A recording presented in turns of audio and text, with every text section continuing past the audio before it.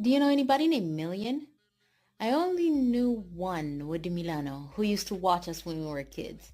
I don't know where you at, but hey. This Tigrinya name for boys actually comes from the English word million, the number. This name is quite unique because it comes from an English word, but the tradition of giving names to children that are related to large numbers is not that unique because there's a name that is a little less common nowadays that is Ilfe or Ilfi for boys, or the Amharic version for girls, Ilfinish, that means 1,000. When parents choose this type of numerical names, it means that for them, the child is worth as much as 1,000 or 1,000,000 people.